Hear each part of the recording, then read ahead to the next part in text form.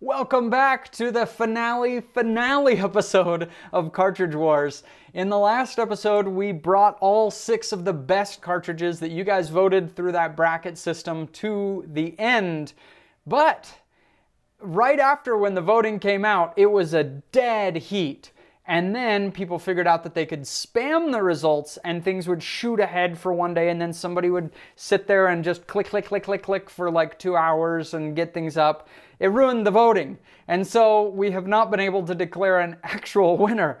So this time, it is the death match between 280 Ackley Improved and the 7mm Remington Magnum. These are awesome cartridges. I definitely think one of these two belongs in the winner's circle. We got to figure out who it's going to be.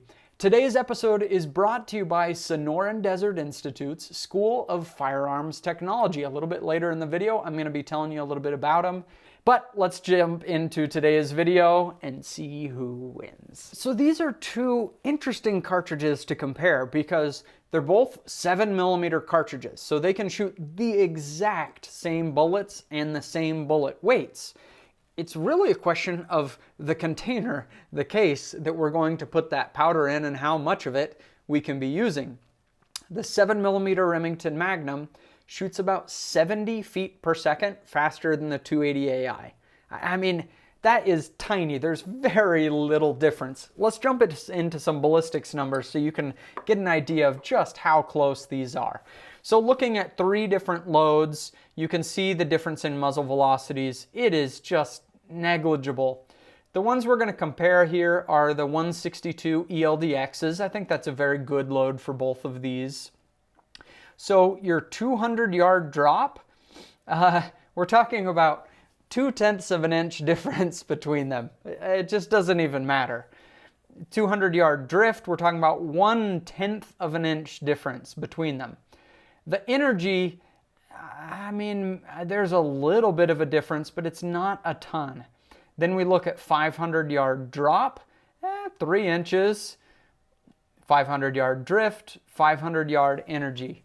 Honestly, you could just never tell the difference in a real hunting situation whether an animal was shot with a 7 mag or a 280 AI.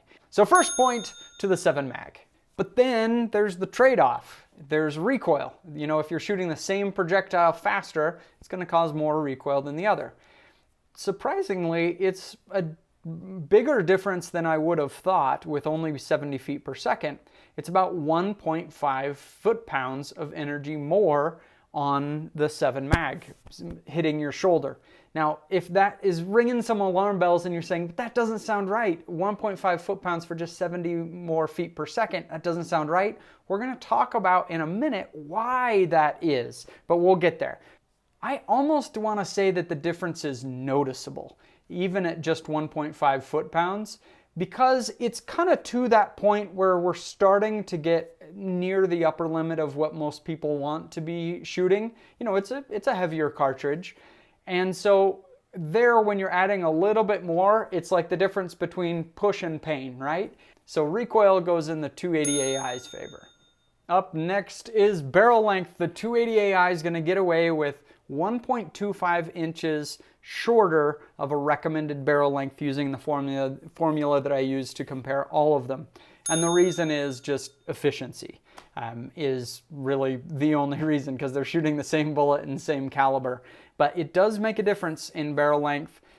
Often you're going to see 280 AIs in 22 and 24 inches, but 7 mags you're going to see 24 or 26 inches most of the time. So I want to tell you more about Sonoran Desert Institute's School of Firearms Technology.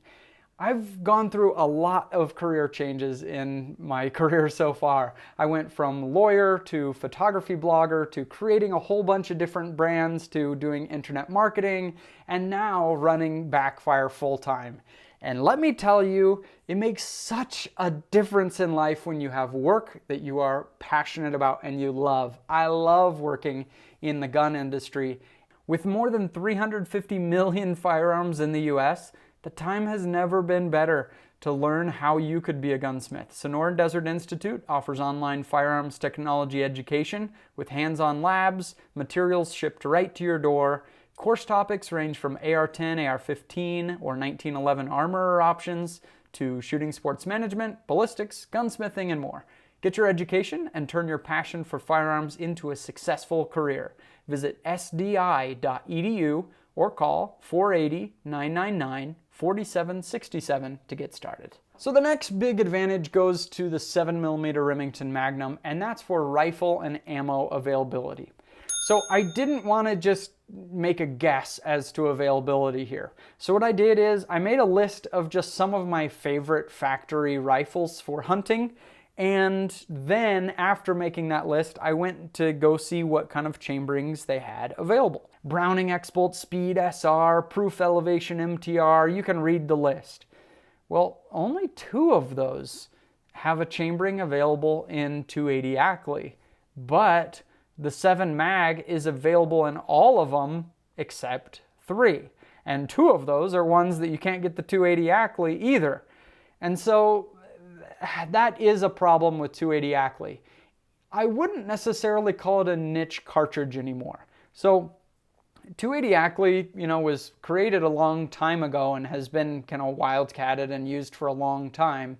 But it was only in 2008 that Nosler got this thing approved by SAMI and kind of codified what the official specs of .280 Ackley improved are. And so it's still growing.